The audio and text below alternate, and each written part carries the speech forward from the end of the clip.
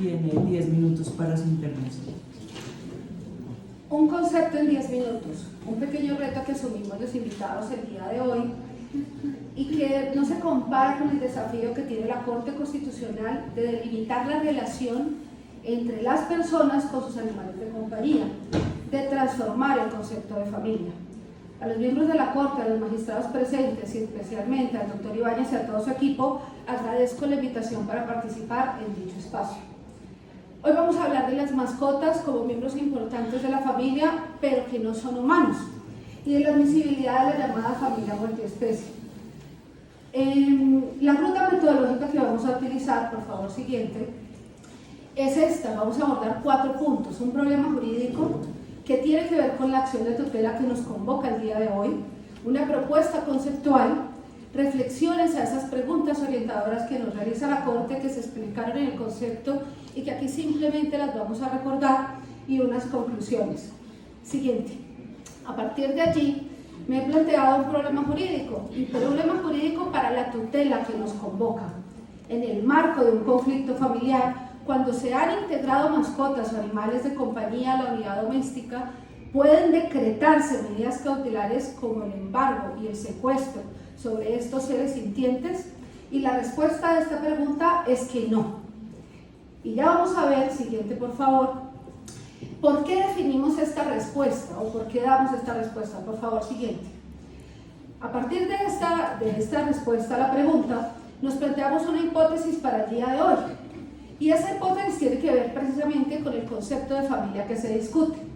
Lo primero es que es claro que el concepto de familia es dinámico.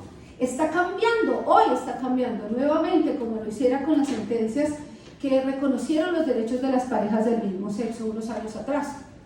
Hoy, cada vez más las personas consideran a sus mascotas como miembros de su familia, o si no, lo que nos decía el profesor con su hijo filósofo. Y esto se debe a que las mascotas brindan compañía, apoyo emocional y amor. Sin embargo, también es importante que nosotros reconozcamos que a pesar de que brindan compañía y amor, las mascotas no son iguales a los seres humanos.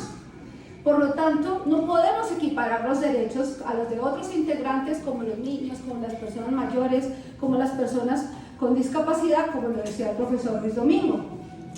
Es importante entender la distinción, como nos lo hablaban los profesores del externado, que los humanos tenemos derechos y obligaciones, mientras que los animales solo tienen derechos. Esta es una discusión que la academia está dando y debe seguir dando. Siguiente, por favor.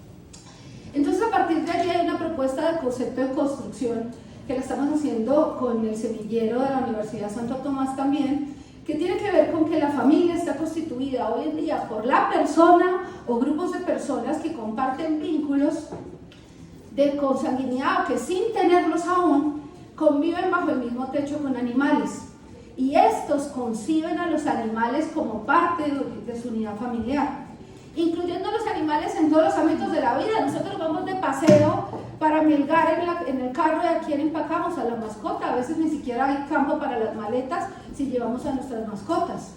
Entonces es importante tener en cuenta que esa integración en la unidad familiar de las mascotas implica que ya los incluimos en todos los ámbitos de nuestra vida y asumimos un deber de cuidado, protección, un deber de proveer todo eso que necesita la mascota para su subsistencia. Y este concepto obviamente está en evolución, pero es una propuesta que me permito presentar a los honorables miembros de la Corte el día de hoy para su reflexión. Siguiente, por favor. A partir de allí, entonces, entendemos que este es un fenómeno que no es nuevo en los sistemas jurídicos.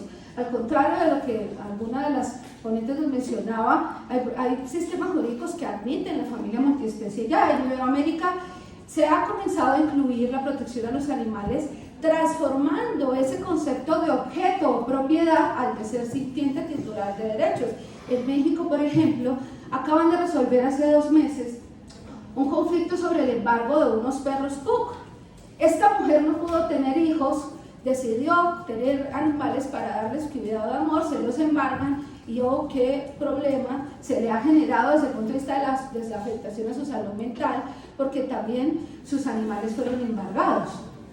Entonces ese concepto de objeto propiedad Por eso no estoy de acuerdo con mantenerlo en ese nivel de bienes como nuestro Código Civil de 1887, ya muy viejito el Código Civil lo mantiene, sino avanzar un poco en los límites del reconocimiento de los derechos que en los estatutos jurídicos es admisible. Unos sistemas jurídicos los han equiparado a seres humanos, otros sistemas jurídicos los mantienen como propiedad con límites. Por ejemplo, en España ya hay una ley concreta que habla de tenencias de mascotas y de cómo se puede pensar el régimen jurídico frente al cuidado de esas mascotas, y se admiten vis a vis, visitas incluso en la cárcel de las personas con sus mascotas. Siguiente, por favor. A partir de aquí, entonces, una pregunta, siguiendo las orientaciones de los miembros de la Corte, especialmente del despacho del doctor Ibáñez: ¿será un bien mueble o un ser sintiente? Pensémoslo desde el punto de vista de la legalidad.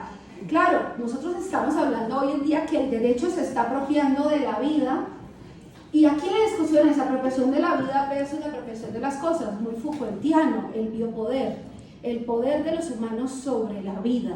Entonces, ¿hasta qué punto nosotros admitiremos ese desarrollo del biopoder? Y hoy en día decimos que claramente nuestro sistema jurídico ha avanzado al reconocimiento de que los humanos tenemos o nos abrogamos un poder sobre la vida. Entonces, ¿cuál va a ser el límite hacia ese poder? Un segundo punto sobre la responsabilidad. Obviamente no es lo mismo decir que cuidamos una mascota a que cuidamos un ser inanimado. Yo puedo mover este micrófono de un lado a otro del escenario, pero yo no puedo hacer lo mismo con las mascotas. Intente usted cuando una mascota no quiere moverse, moverla.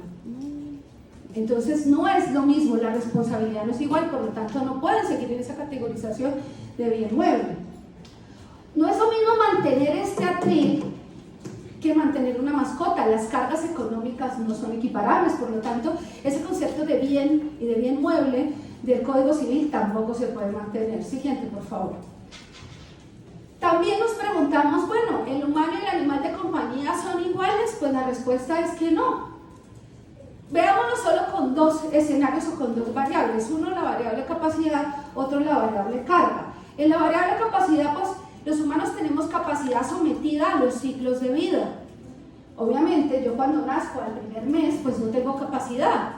Pero de pronto cuando cumpla los 18 sí, pero también puede ser que una enfermedad generativa como el Alzheimer, como el Parkinson, me limite la capacidad.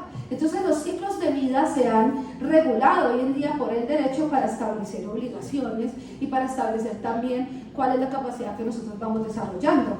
Para las mascotas siempre su capacidad es limitada. Siempre poseemos algunos derechos, pero no todos los derechos. Y en segundo lugar, frente a las cargas, ¿quiénes tenemos cargas? ¿Quiénes nos obligamos? Los humanos, las mascotas no. Las mascotas sí tienen cargas, pero limitadas a tareas específicas, como los caballos que utilizamos para el trabajo, como los perros de seguridad, como están en muchos lugares, como los perros guías que están acompañando a las personas que no pueden ver. Por lo tanto, también es importante que consideremos que esas mascotas son inembargables. Además, porque son animales que sirven de apoyo, de guía, y no se ha hablado en este escenario de ellos, y es importante que los traigamos a colación. Siguiente, por favor. Esto nos lleva a preguntarnos, porque tenemos que ser muy respetuosos con ese reto que asumimos de 10 minutos, ¿hasta dónde van a ir las garantías?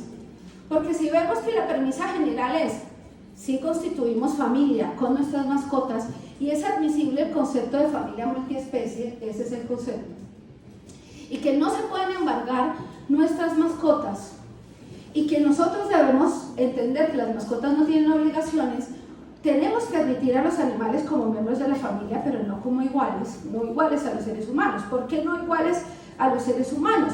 Porque tendríamos que hacernos preguntas como, ¿admitiremos el matrimonio con animales? Es decir, legalizaremos la zoofilia. ¿Heredarán los animales? ¿Quién representa a los animales? Porque si los equiparamos, entonces, ¿quién va a hablar por ellos?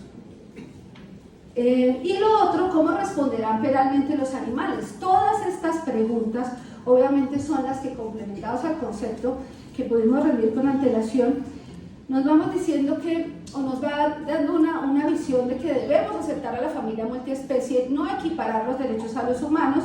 Los animales seguirán, hoy en día lo cumplen y seguirán teniendo un rol en nuestra sociedad, hoy en día como soporte emocional, como apoyo. Entonces, finalmente quisiera pedirle a la Honorable Corte Constitucional que no admita la marginalidad de los animales, en este caso, que se establezca una medida diferencial que se considere a los animales de compañía como familia y, en conclusión, decir que todos podemos entender jurídicamente que ese vínculo de las personas con los animales es un vínculo que hoy es real. Muchas gracias. Gracias.